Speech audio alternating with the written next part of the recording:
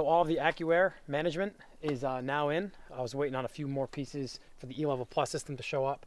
Now that that's all in, I'm going to be bringing the Century over back to my dad's shop from the unit here and going to start the suspension build.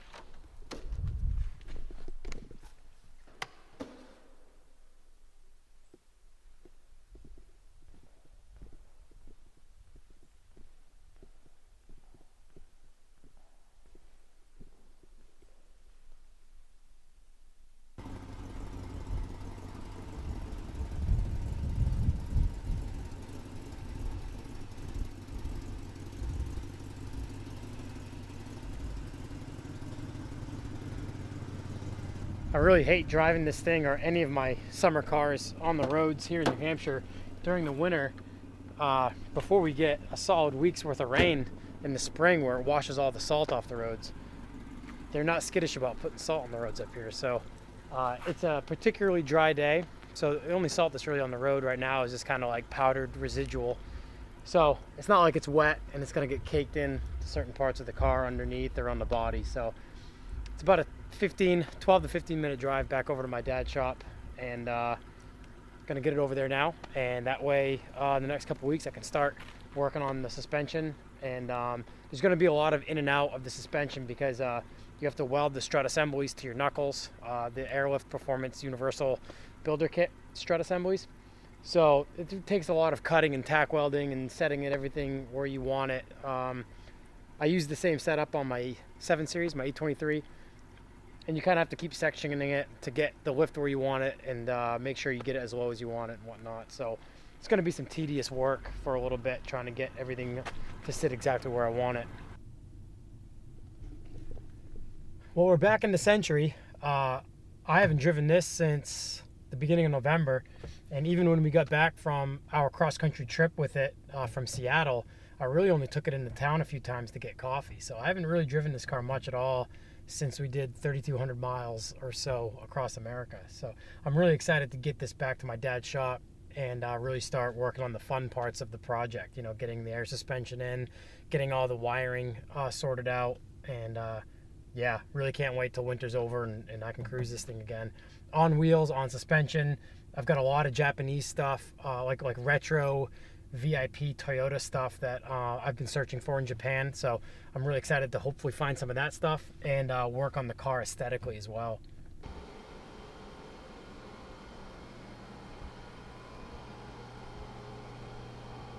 We are here in my father's shop. I have finally gotten the Toyota Century back here from my unit. We're buried in snow and salt up here in New Hampshire, so was kind of waiting for an opportune moment to drive the Century back over here because I really didn't want to put it on the road with any salt. My enclosed trailer is still down in Chattanooga, Tennessee with the Corvair. So I'm going to be starting on the suspension part of the project. I am putting this car on air suspension, and luckily it's a coil sprung car from the factory, so I'm not really going to take a step down in ride quality. It's going to ride just as good, if not even better, on air suspension. It's a very good coil sprung suspension. This car rides like a complete dream. So this episode is basically going to be an unboxing of all the products I'm going to be putting in the car. My good friends from Bag Riders have come on board with this project, and I'm working with Accuair and running their new E-Level Plus system, which they just unveiled at SEMA this past year.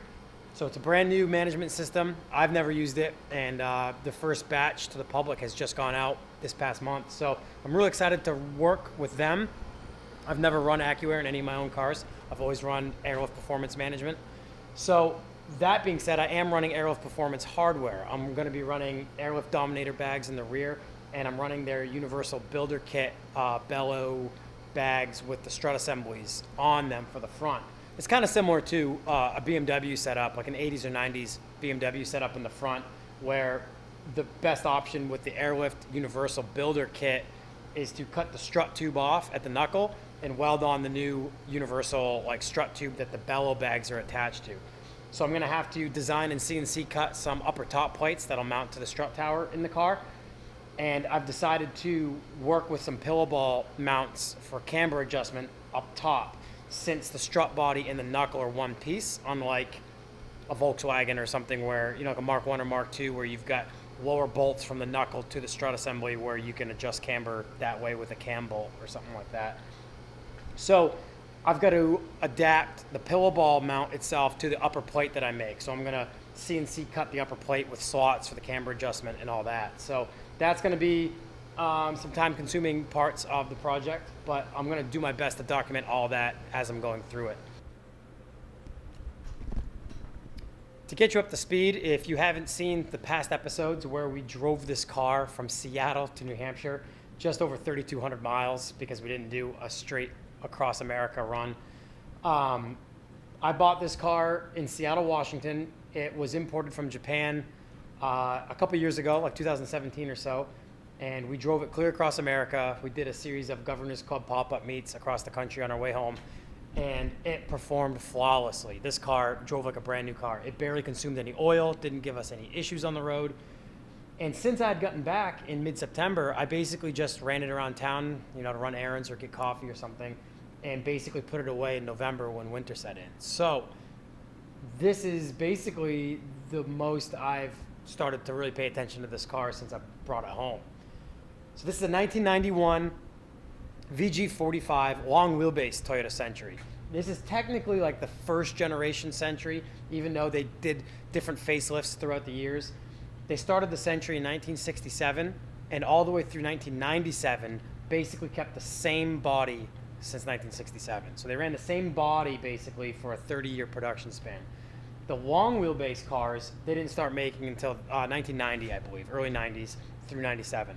But they only made about 30 a year, and I think ultimate total production of the long wheelbase Centuries were just over 400, like 425 or something like that. So they're a pretty rare Century.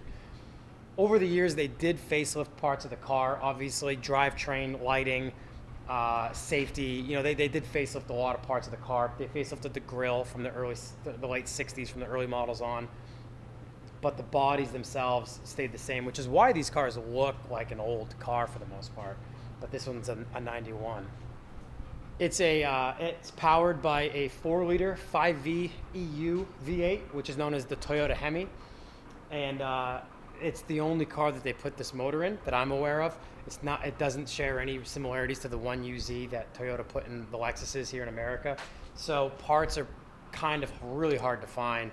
And if you do find them, they're usually in Japan, or you can kind of find some in Australia where there's a lot of Century owners in Australia. But it's in overall great shape, mechanically for sure. I mean, it's got a few quirks, a few things I need to find some parts for. Drive shaft carrier bearing's gone, so that kind of vibrates at a certain RPM. But mechanically, the thing is pretty sorted. I mean, we drove it coast to coast without any issues. So it is a Toyota in that sense. It's a great car. So I'm really excited to get into this. This is the fun part of the project where I'm going to be putting on air suspension and getting it as low as possible. But my plan is to not cut the car up. I want to keep this car as reversible back to stock as possible.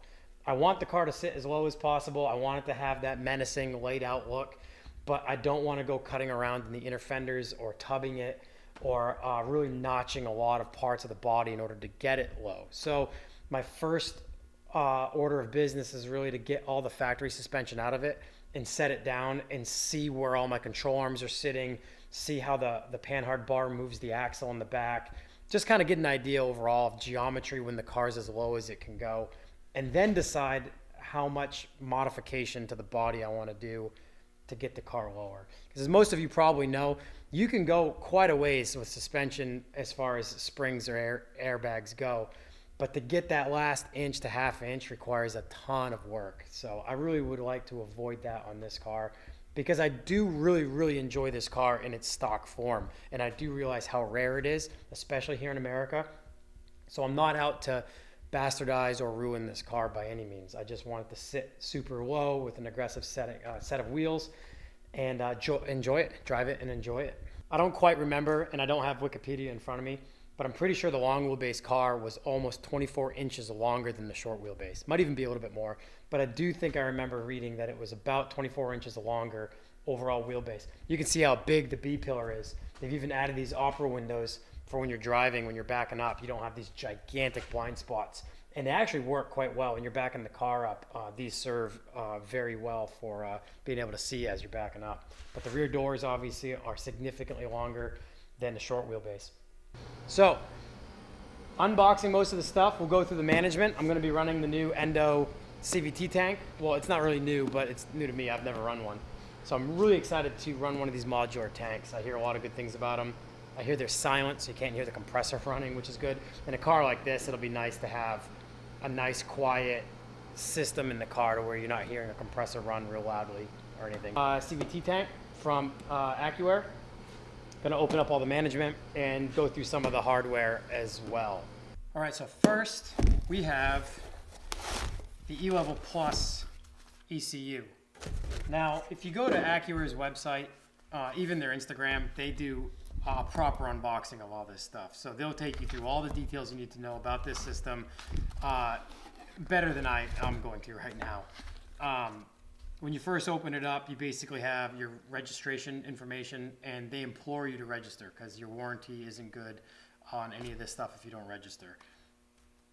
They give you a quick start guide, which is pretty cool. It not only shows you about the ECU, but also your Endo CVT tank installation as well, if you're running that with the E-Level Plus system. So that gives you a basic layout of the car and where everything's supposed to go and how it's supposed to be wired. So that's simple enough. That's laid out for you. ECU template for mounting, which is great. This is the illuminated part of the whole E-Level Plus system. If you've seen any videos of this online, this is my favorite part of the E-Level Plus system. It's a really cool anodized box, and the Accuair logo is backlit, and you can choose the different colors that you want it illuminated. And I'm gonna do my best in this car to find a really cool spot to display this. You know, there's two TVs in the back. It'd be awesome to mount this like underneath one of the TVs or something. I'm gonna do my best to try to find a really cool spot for this in that car. Also in this box is your pressure sensor. And so this box basically that it contains is your ECU and your pressure sensor and some basic information. So next we have the height sensors. I've only used the Airlift 3H system before that had height sensors. So I'm really familiar with that system since I've had it in a few of my own personal cars. When you open the height sensor box, it also has a quick start guide to installation. I'm sure just like the Airlift 3H system, you have a certain range of motion that you have to stay within. You can't obviously overextend your sensor arms or anything like that. So this will more than likely take you through all of that. Also has the harness in here. I really like the look of these sensors as well. Look like they've got a decent amount of range of motion depending on where you mount your arm. You know, once you mount your arm to the body, you can obviously, if you want more or need more range of motion, you can mount out towards the end of the arm. Or if you're in a real confined space, like farther in on a control arm that's not moving a lot, you'll want it to move inside the arm more. So it's obviously getting more range of motion with a little movement. I'm no expert. The only stuff I've worked on is my own stuff. I'm not a tech. I'm learning all of this as I go as well. I've learned a lot of what I know from my father, who owned an automotive business for about 45 years, and in his side time built hot rods and custom exhaust and motors and all sorts of crazy stuff. So everything that I know, I've basically learned from him or my friends, or just tinkering on stuff myself. So I'm no expert. I'm no certified tech or anything, but I love this stuff. So I'm learning all about this car as I go. So lastly, we have the controller for the E-Level Plus system. This has some paperwork when you open it as well. It's got a quick user guide and a mounting template, which is awesome because I'm really looking forward to kind of just sitting in the car and figuring out where I'd like to have the controller. In most of my past cars, I like integrating the controller in a pretty unique spot of the car or inside of something that complements the car, whether or not it's period correct or something that fits in with the dashboard or something like that. So I'm eager to design something and use my laser machine to laser cut some acrylic or French it in somehow into the center console. The controller is pretty sweet looking as well. I think I've got a harness connected to it. Yeah, it's got a harness connected to it, so I won't take it out. There'll be plenty of video coming up soon where you'll be able to see this up close once I get everything out. I've read that it's a 20-foot USB cable, so there's plenty of room to work with from where it mounts into the harness. So that's about it. That's the E-Level Plus system, 3-part system. And I'll open the Cvt Endo tank as well and show you guys that. Inside the box of the Cvt tank is your compressor air intake. The compressor is inside these tanks, so this is a leader to a filter that you can run off your tank as well. Also comes with a smaller box inside that has your harness, more paperwork, and your harness for the tank, and now the tank itself. Also inside is everything you need to know for mounting the tank as well. So they give you diagrams to scale layout, so you've got all your mounting holes in the appropriate size that they need to be in as well. So that's pretty cool. And the tank itself, I'm super excited about this. I went with the black tank, and since the car is black, and black's clearly my favorite color, this is pretty exciting. I've wanted to run one of these tanks for a long time. So everything's right in the end of the tank.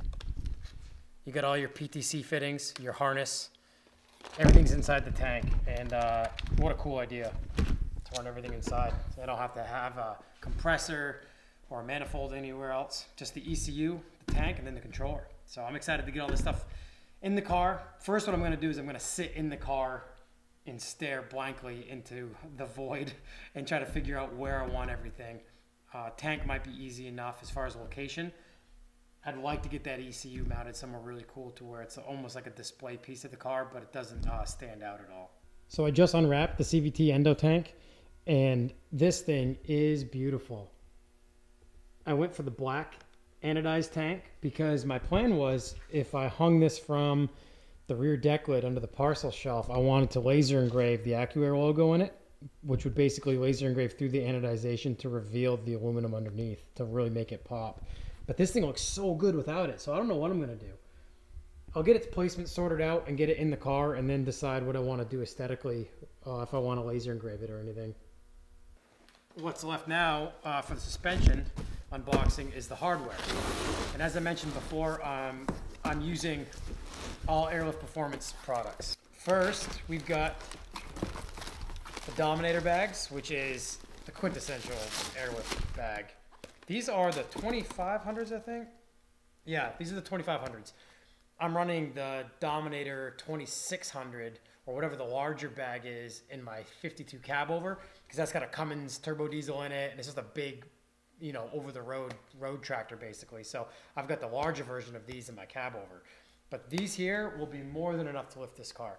Now, Wikipedia and a few sources online say what the long wheelbase Century weighs, but each one says something different, and they're heavy. But what I want to do in the spring, once winter's done, once the suspension's in and all that's converted and I've got wheels on the car, I'm going to go to Instagram and do a guess the weight contest and do like a Governor's Club giveaway or something like that.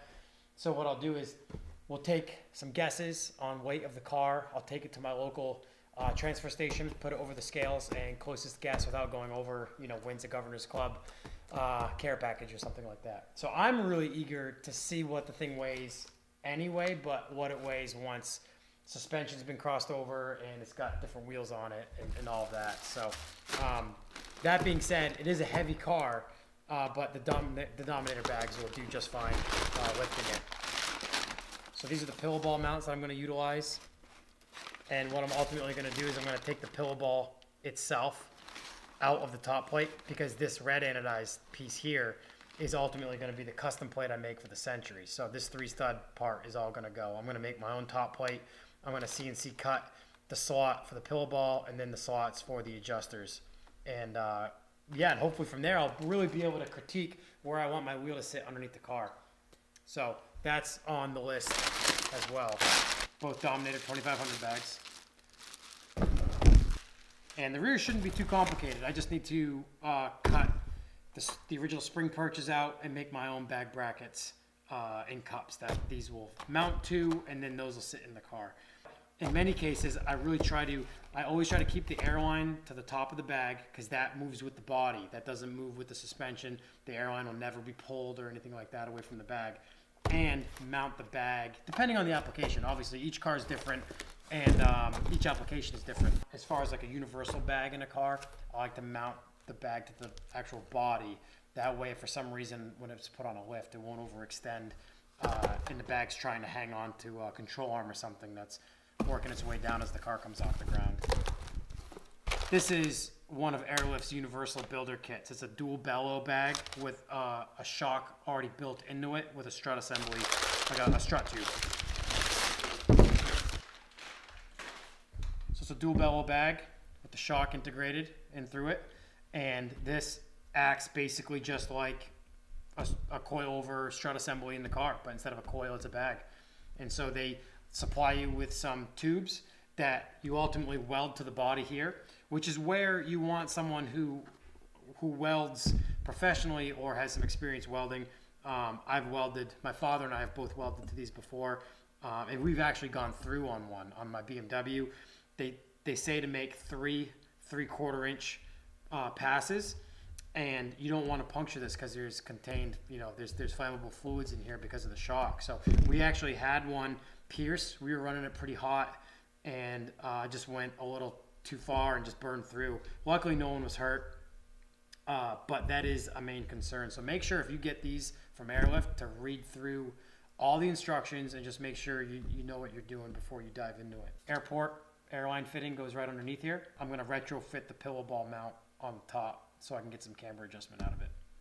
That's about it for the suspension components that are going in this car. Well, that's basically going to do it for the overall setup for the suspension in this car. Basically just an unboxing video.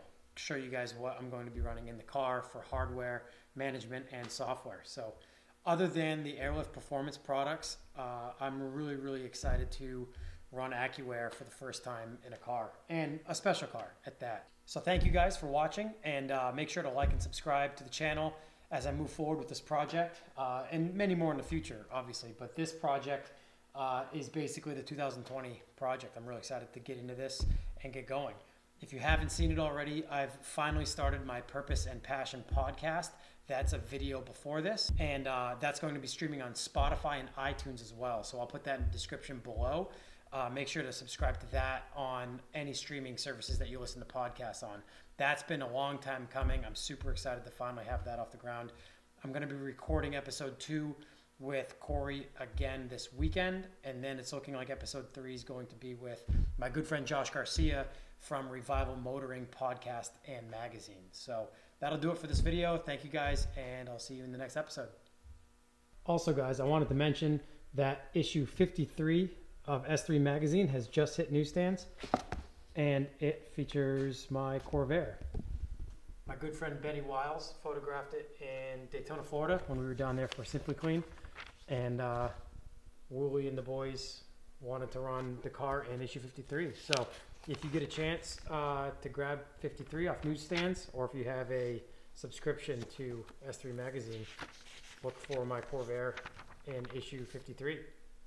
Thank you so much to Tim Neely, Jonathan Woolley, and Benny Wiles for the photos and words and the opportunity.